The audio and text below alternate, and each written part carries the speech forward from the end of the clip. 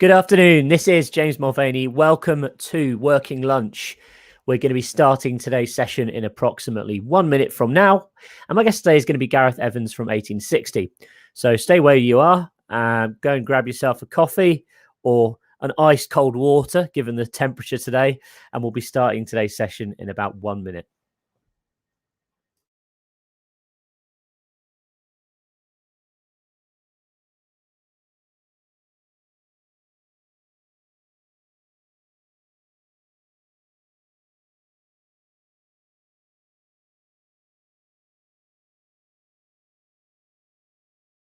Hi, gang. It's James Mulvaney. Welcome back to Working Lunch. We're going to be starting today's session in 30 seconds. So stay right there.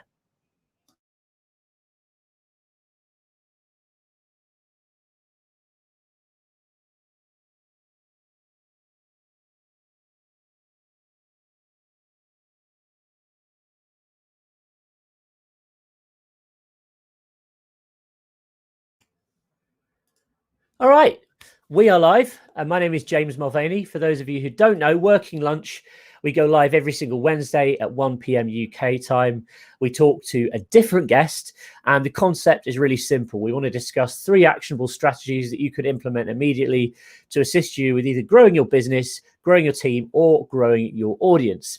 And it's live, so feel free to ask some questions. If you have any questions for me or my guest, put them in the comments, and we'll be taking questions at the end. So whether you're watching on YouTube or LinkedIn, welcome along. And my guest today is Gareth Evans. He's founder of 1860, who are an audio content and podcast company, and they basically work alongside brands to sort of help tell their stories in the best way possible using audio. So without further ado, how's it going, Gareth? Welcome to Working Lunch. Yeah, thanks very much. Pretty hot. It is pretty hot today. One of these days where you just feel like you're literally melting in your own skin. Yeah, I've got iced coffee though, so. Yeah, I've got kind of like a lukewarm water next to me, which isn't great. I should have got some ice, really. But we'll have to make do anyway. Okay, so welcome along. Thanks for joining us today. I guess start off by just telling people a bit about what you do yourself and at 1860 and how you kind of got involved in podcasting.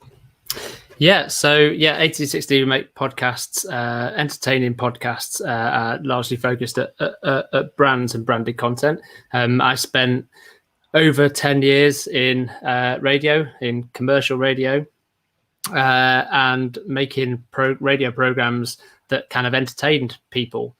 So sort of carried that across into what we did at 1860. Mm-hmm.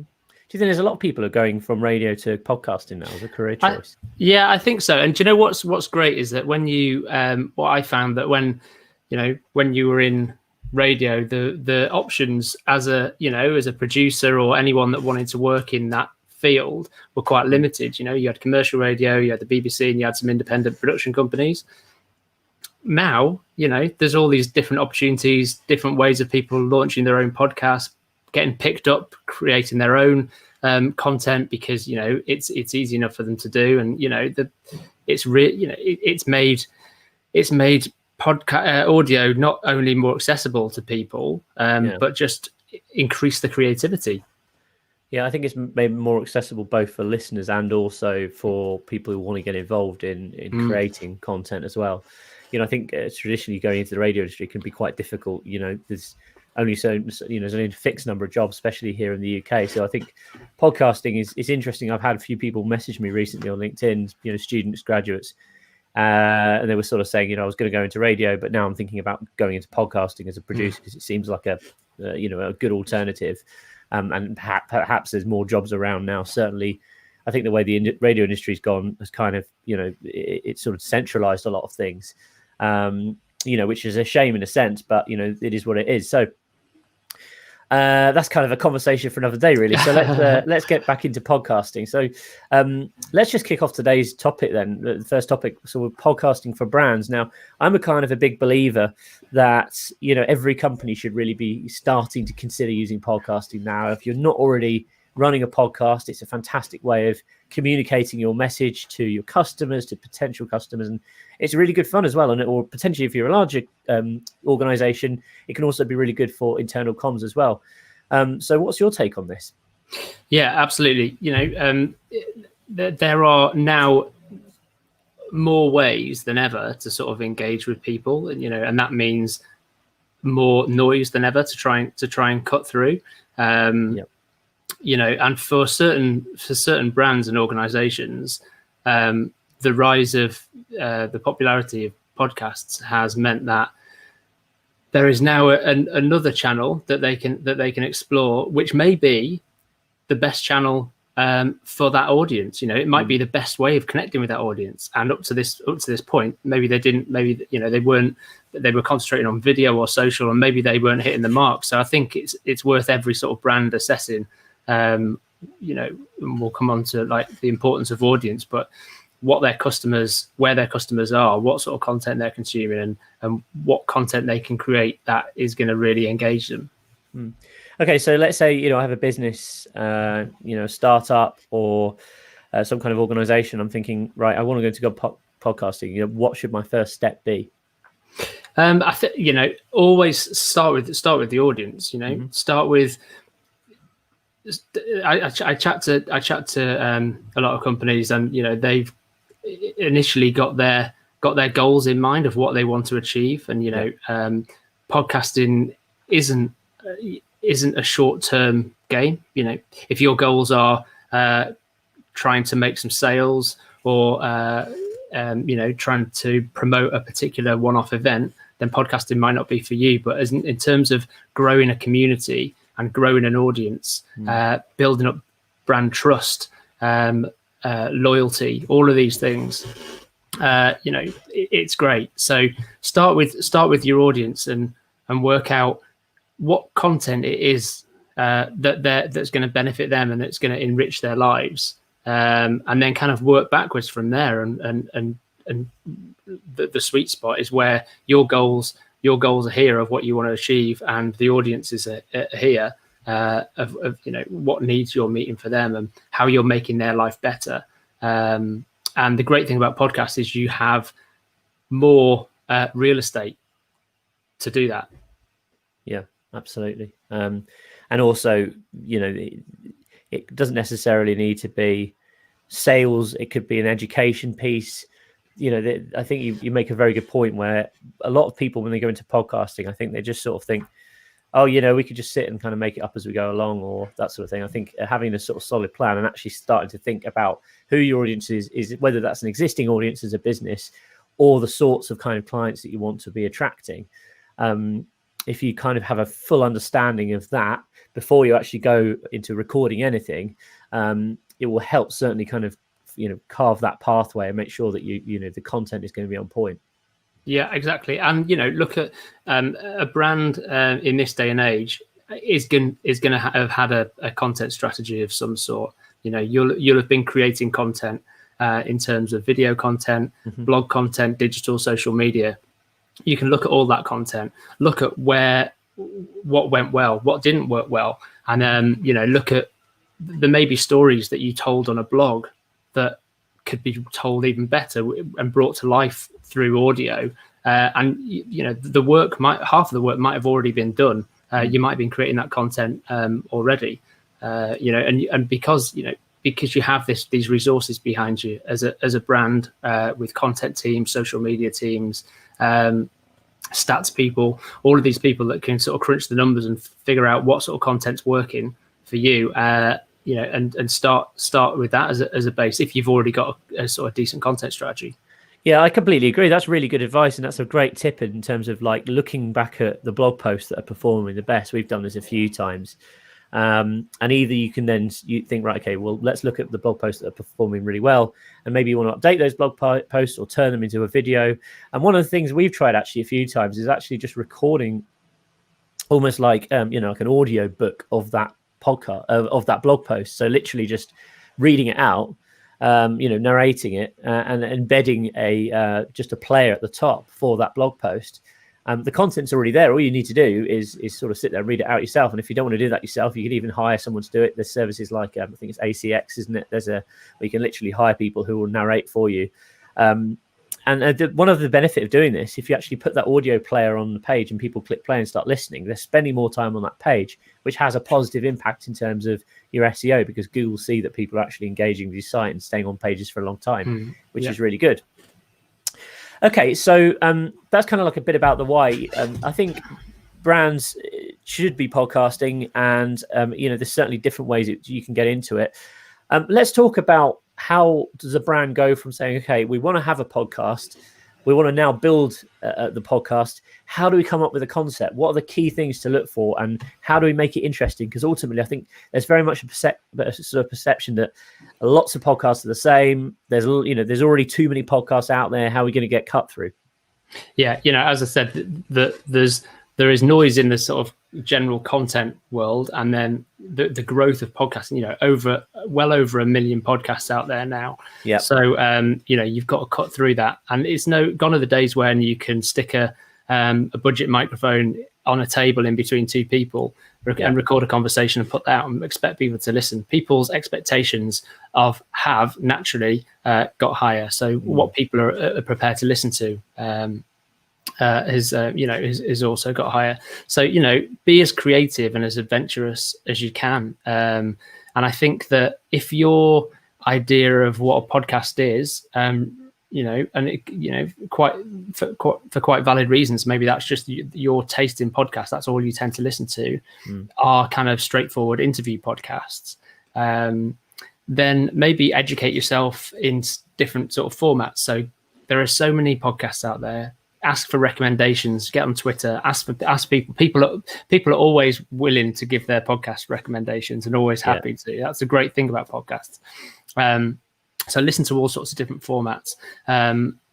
Get inspired by the way that different podcasts are produced. Maybe that's the way that the interviews are framed. Maybe that's where they're recorded, the music, sound, get inspiration of what a podcast could be first, and think, actually, I quite like that. That might fit for our brand. This podcast here is 20, 30 short 4 or 5 minute episodes, and you might be inspired by that and think, actually, maybe that would work for us. So I think like researching and listening to podcasts and asking other people what they like is a kind of a good place to start. Yeah, I think that's great. And also, I suppose if you know something's working really well, maybe in another industry that's actually, not one of your direct competitors, but a completely different industry, and there's a certain format which you like, and you think it's working well in that industry, we could always take that format and kind of duplicate it for your market or your industry. And I guess that will kind of, it's a little bit of a cheat, isn't it? Because it kind of saves you time, saves you effort developing a concept. But you know that it's going to work. So that's a good, I think, advice. I just think just doing research, and as I say, throw yourself into and figure out what you like listening to, or even ask your customers what they like listening to, I guess.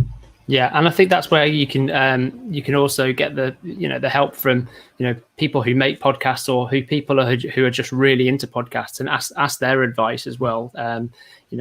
Talk to them about the fact that you're thinking about starting a podcast, but you want to try and be a bit creative. What are other people doing that you can borrow from? And as you said, the best. All the best art in history is been influenced by other art anyway. So yeah, there we go. Just a quick note: if anyone's got any questions for Gareth or myself, we're happy to take questions. We're going to be doing a Q&A at the end, so please put them in the comments. The more questions, the merrier, I always think, and it's always really interesting trying to answer some questions. So if you have any pain points, if you're thinking about launching a podcast, or maybe you're not sure where to start, we're going to be taking some questions at the end. Okay. So once we've kind of established our concept, whether or not it's going to be an interview-based podcast or a short 5-minute segments, and we've kind of thought, right, that's going to be a good fit for our market. And by the way, I think also there's no harm in trying something, and then if it doesn't work after season 1, you can always try something else. What do you think about that? Yeah, no, and I think that's where the value in creating a pilot episode comes in. You don't have to throw all your money in one go at the first idea that you come up with. Test a few ideas out. That way you can give it to your stakeholders, your customers, your audience, whoever it is that might be listening to the podcast, and get their feedback. It'll also give you an idea of what works and what doesn't. If you're listening to something, you feel it doesn't hit the mark or it's boring, then you haven't spent a load of money on creating a whole series. So I think definitely testing things out with a pilot is a good way. It's a good way to go about it. Pilot episode, or just commit to a sort of one season to begin with, and then come back to it. Reevaluate after that first season.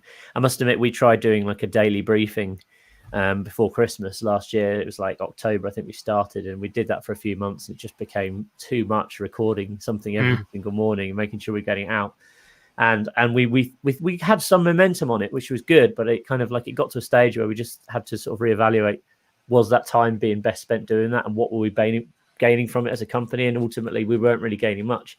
It was just costing time, and it was just becoming a bit stressful. So I think that's another important thing, is just trying to actually have sort of a clear definition of, I suppose, your KPI, or how you're going to measure it, whether or not it's a success. I suppose, especially if you're going to be doing it as a brand, you want to make sure that any money, any time you're investing in this exercise is going to pay off in one way, shape, or form.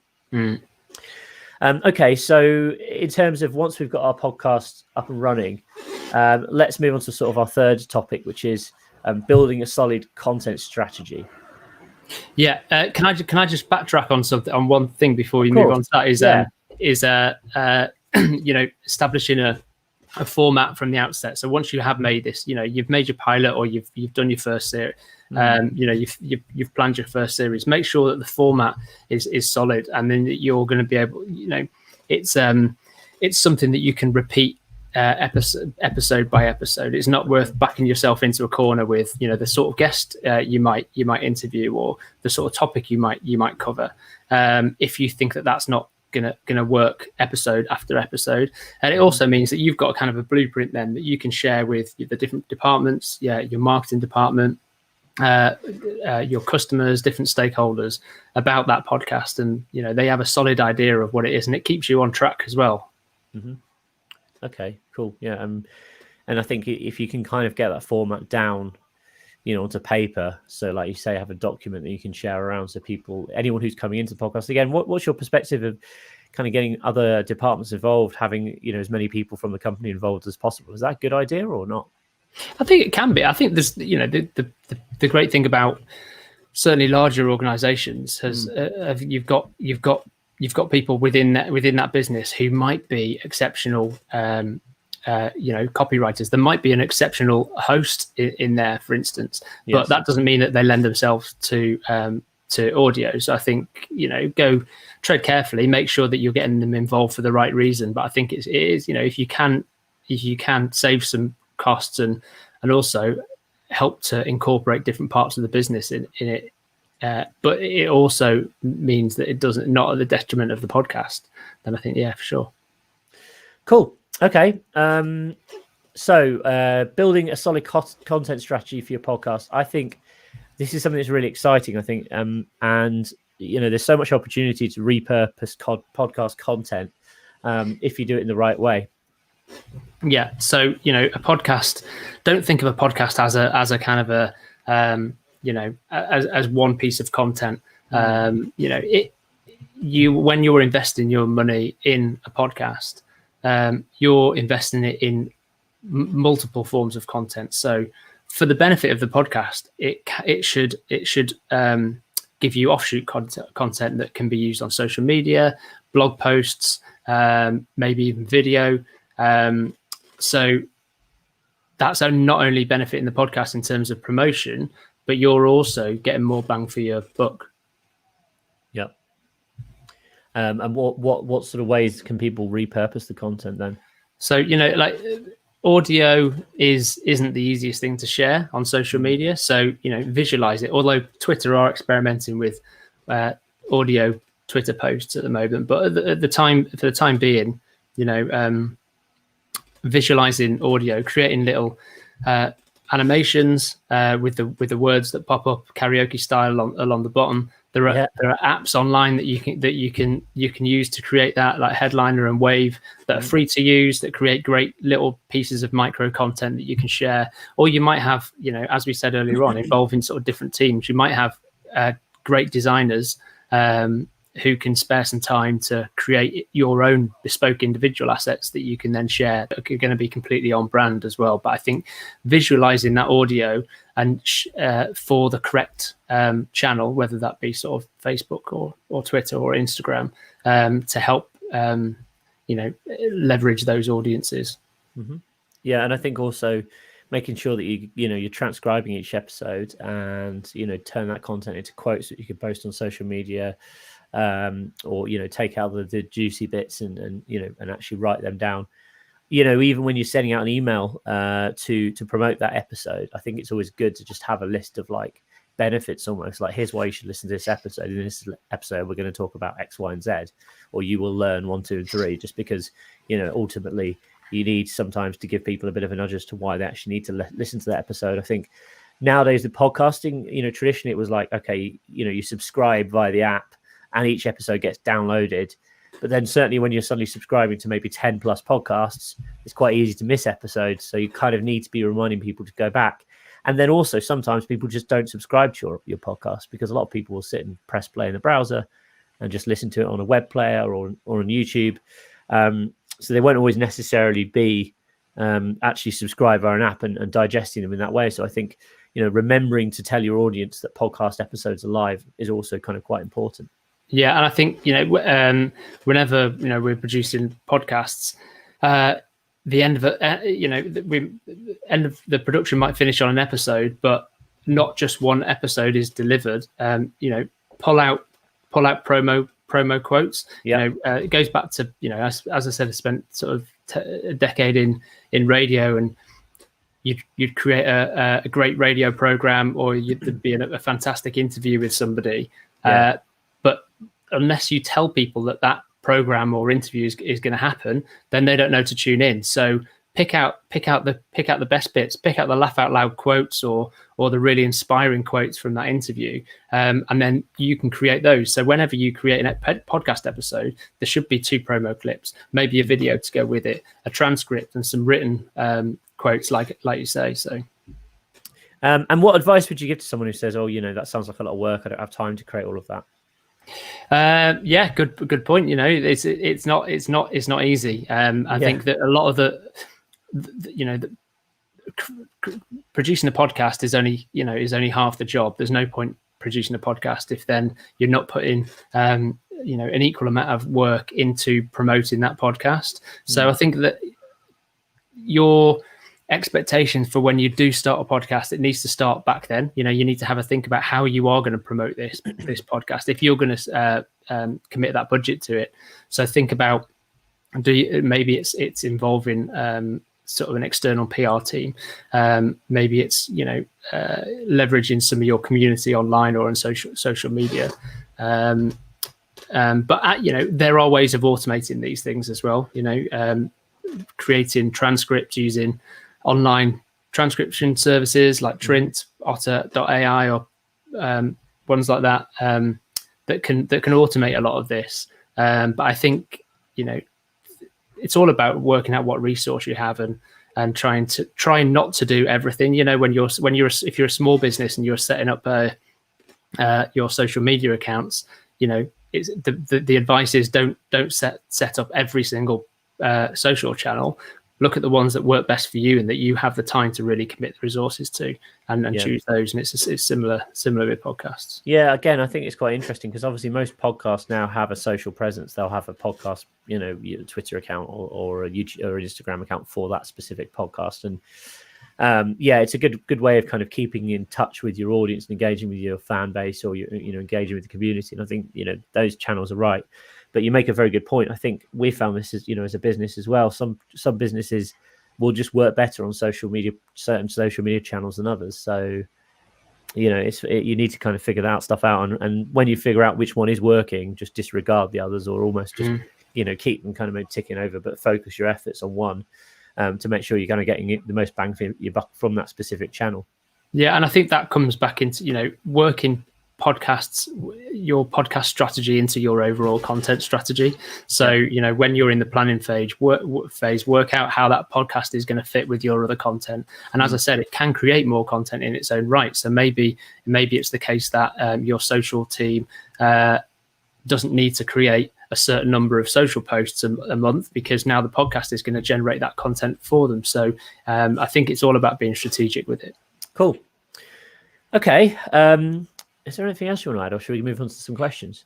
Well, I think the other thing is about, it's about building, how to grow an audience once your podcast is out there. Yeah. And I think the interesting thing about podcasts is they create communities, they create micro communities, and they always have done. If you think about podcast listeners, there are little communities within their own right. So the great thing is that if you're a brand and you're creating a podcast, you have the ability to create your own podcast community, but really involve your existing communities in that as well. So it might be also, if you do have the budget to spend, it could be worth tapping into other podcast listeners. So you might be wanting to sort of buy spots, advertising spots on other podcasts. If you're say you're a tennis racket manufacturer, you might want to, and you're making a podcast about tennis, you might want to advertise your podcast on other tennis or sports podcasts, and trying to sort of tap into those communities that way. Yeah, totally. Cool. Right, let's do some questions. There have been some quite interesting questions, actually. So actually, well, the first one, which caught my attention, which we've kind of sort of just touched on, but maybe we could go into a bit more detail. This is from Anissa. Any tips to grow audience and reach? Well, we've just touched on one of those just then with with podcast advertising. I guess looking at where your audience already is. So looking at where that what sort of other podcasts your audience might be listening to. You can go onto Apple Podcasts, look at podcasts already subscribed to by those listeners, and you can find what sort of find out what their interests are. That does require a budget as well, though. So it depends on what budget you have. But how would you advise someone was to buy if I wanted to buy ads for my podcast to advertise on other podcasts? Where would you suggest I go and look and buy those ads? I mean, you've got the sort of big ad platforms that you can get in touch with, and you're gonna as a brand, that might be coming out of your sort of existing your existing budgets, but for smaller brands, I imagine I agree that's probably not so much, may not be an option. But for growing your audience, I think making sure the podcast is everywhere that it can be at the very minimum. Make sure that your podcast is on Apple, it's on Spotify, it's on Google Podcasts, it's in all the different podcast apps. There's nothing worse than hearing about a podcast from somebody, going to the podcast app of choice. Maybe I use Pocket Cast, for instance, going on there and finding out it's not on there. So instantly you're putting a barrier in front of someone who wants to listen. So, okay.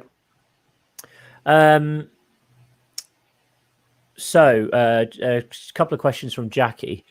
Firstly, fantastic advice about visual audio. Missed the names of the app. So it's Headliner, which we offer as part of our Podcast.co platform.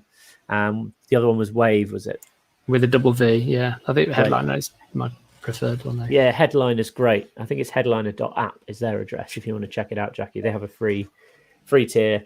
And as I say, if you're a Podcast.co subscriber, you also get that included with your account. You get the sort of the premium version. Okay, so a couple more questions. This is from Chris. I've had some surreal success with my podcast and company. What are some things to consider if a company wants to license my flagship show? In terms of who licensing from who? I don't know. To be honest, that's just I'm just reading the question. I mean, I guess it's doing a licensing syndication deal, perhaps.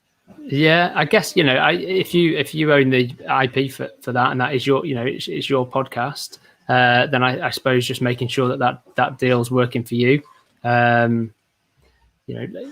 Making sure that anything you get is run past a sort of a lawyer and I guess. Yeah, make sure that you basically, any agreement they draw up, I would suggest that obviously you actually make sure that you're maintaining ownership of your own intellectual property, right, versus just sort of relinquishing it to someone else. I think the idea of a licensing deal is, you agree to syndicate your show on another platform. It might be on a radio station, or it might be, through some kind of other podcast. But I think, you just need to make sure, as you said, like maybe go and seek some professional advice and get that sewn up as tightly as possible.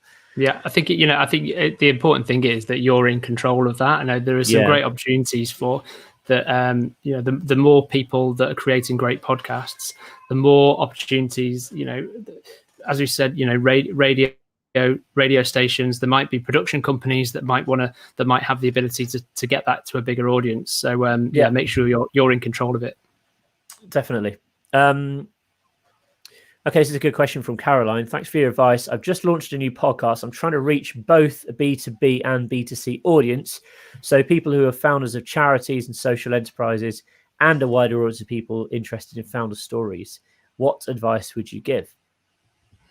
In terms of starting their own podcast, was that?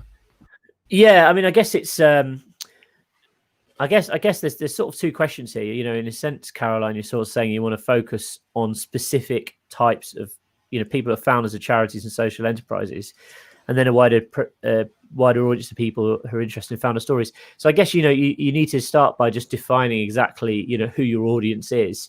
Are they just going to be people who are interested in hearing founders' stories of charities and social enterprises?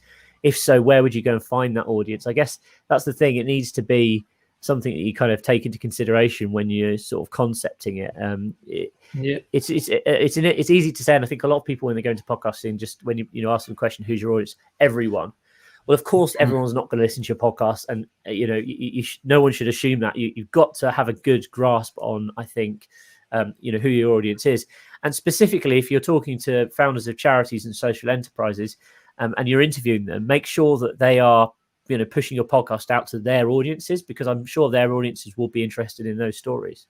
Yeah, I think if you've, I think it's having that audience in mind from the sort of get go. It's like your guiding light. If you're making a podcast, you're recording an interview, you're trying to shape the premise of the next episode by having that audience in mind.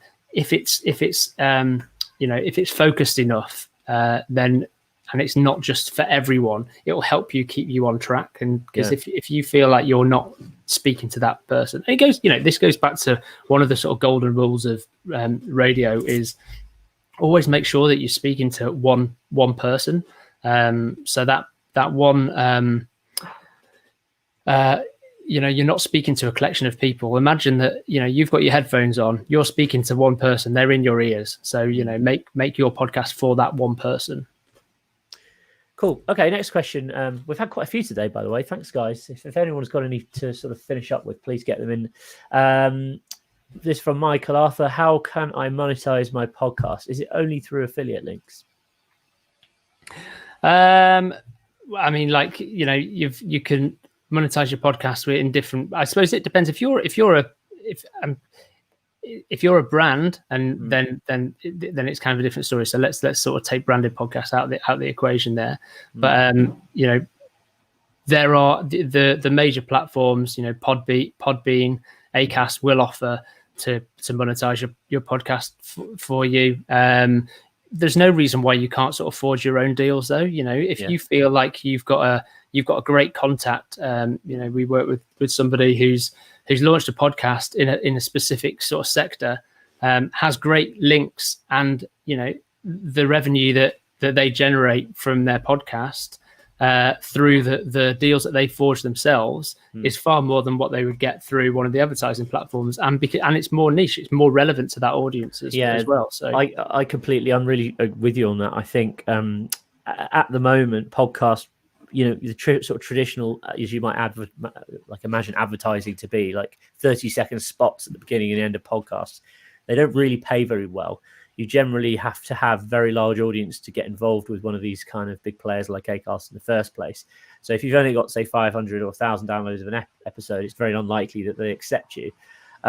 However, like I said, I think, I'm with you there, Gareth, when you say, forge your own deals, because you might say only have a couple of thousand downloads an episode. But if 2,000 people are completely focused on a specific, audience, genre, whatever it might be, type of market, niche, and they're really, really engaged, and you can prove that to a potential sponsor, that can be really valuable, because like for most businesses, getting up and speaking in front of 2,000 people and be able to actually pitch your products and service to a relevant audience, is kind of quite a special thing. So there is definitely value there. But I think, again, it's just about looking at, what you can offer to that company, and just try and, I think the best thing to do is just sort of put together like a pitch deck. So just like a 1 or 2 pager, explaining what your podcast is, how many people listen to each episode on average, how many downloads you've had over time, and the sorts of people that kind of are connecting with you. And I think this goes back to what you were saying earlier, like, about getting people engaged.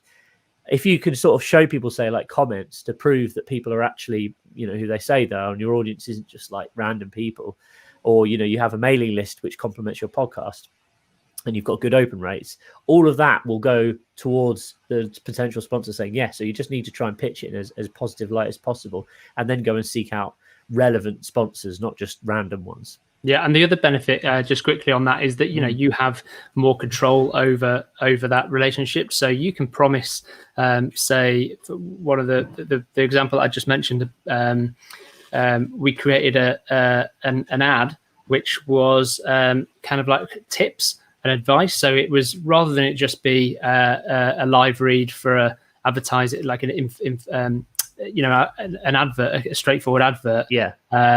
It was actionable tips that that their listeners could take away, and it's content, actual valuable content. And because you're forging those deals yourself, you can have control over that, which is more valuable to your sponsor then, and hopefully you could command more revenue in a similar sort of way to like an infomercial, really. Yeah, exactly. Yeah, that's pretty cool. I like that idea. Okay, just a couple of questions to finish off then. So this is from Ed. How important is your show artwork? Very.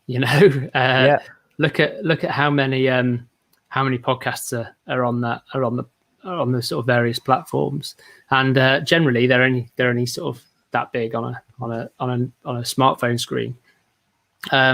So have a look at what works. Again, goes back to researching the sort of different podcasts. Create something that's eye-catching, that's going to stand out amongst the others. Look at the podcast. If you're going to launch a podcast in a particular sector, maybe it's a well-being sector, or maybe it's a business sector. Go onto that.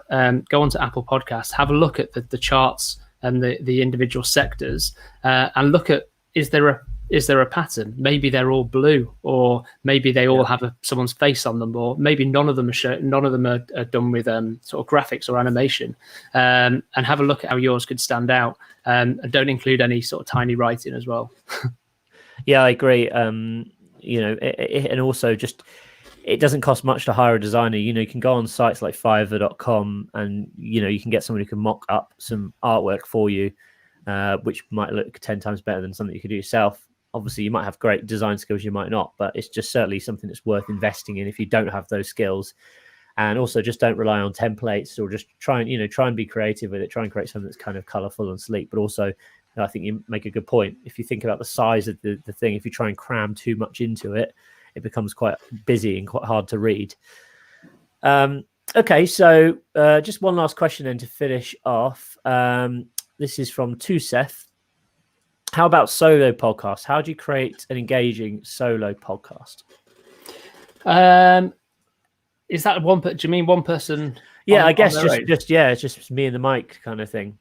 Yeah. I mean, I guess it all depends on the content and what you're trying to do. But there's various ways. I think you could be inspired by listening to the likes of like Love and Radio, famous American podcast. Usually their interviews told through the stories of one person. They don't tend to have a narrator. But I think that speaking for a long time into a microphone on your own and not following a script is a skill. Yeah. I feel like, you should, I think rather than thinking of it in terms of how do you create a solo podcast, I think you go back to look at what it is you're hoping to achieve and what it is you think your audience will want. It might be the case that a solo, one person podcast may not be the answer. Or it might be the case that you think, yeah, definitely I could do this on my own, but maybe it might shape your idea of what that podcast is. Maybe it's shorter episodes, or I think it's think about the end goal. I think a good example I've seen of recently of a solo podcast is it was basically just like a sort of like a marketing sales expert, and his podcast format's really simple. Like he waits for people to ask him questions. So they submit a question via email or on his website. And then each episode is just him answering one of your questions. So, that could be a really, really engaging way. Number one, you're engaging with your audience. You're talking to them directly. And of course, if one customer has a specific question, the chances are that a dozen other customers might have that same question. And really all he's doing is just literally taking one question at a time in each episode of just providing an answer for them. And some of them are sort of 4 or 5 minutes long, some of them are a couple of minutes long, most of them are under 10 minutes, but it's just kind of like really short form actionable stuff that you can kind of just say, right, okay, that's quite interesting. Someone's asked, what's the best type of, I don't know, best something relating to Facebook advertising, and he'll just answer it really, really briefly. So that's something you could consider. Again, also, just to add to that, I think look at what your customers are asking. Speak to your customer success team, speak to your support team. What are the common pain points that people have? What are the FAQs on your website? Could you record a series, perhaps just elaborating on each of those FAQs? There's lots of different tactics and ways to sort of form content for business podcasts. You don't necessarily always need to have someone else involved, but I think if you're just going to sort of sit there and make it up as you go along, it's probably not the best of ideas. So I think having some kind of strategy or format's a good way of approaching that. Yeah, definitely. And that goes back to the reason why podcasts are so great is there are no rules really. Podcast, as the example you mentioned, a podcast can be whatever you want it to be. So try and be creative, but don't set out your stall and say, this is going to be my idea, and stick with it, even though it's not working. You can always evolve ideas, and if something isn't working, then you can tweak it. Cool. Gareth, thank you very much for your time today. That was really interesting. If people want to find out more about you and what you do, how can they get in touch? Twitter at EvansGaz is my personal Twitter, or at 18 _60 or 1860.co.uk. They're the main channels, I think. But yeah, thanks for having me. Great, Gareth. Lovely to speak to you. Take care. Great.